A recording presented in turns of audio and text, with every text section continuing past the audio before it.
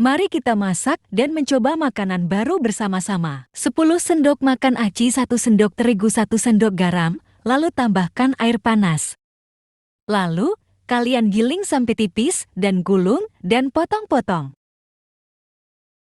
Di sini, kalian bisa goreng atau masak, tapi jangan kelamaan, cuman 10 detik. Kemudian siapkan bawang dan daun jeruk dan potong-potong. Lalu siapkan minyak panas dan masukkan bawang putih, bon cabai, masako, gula, dan air sedikit.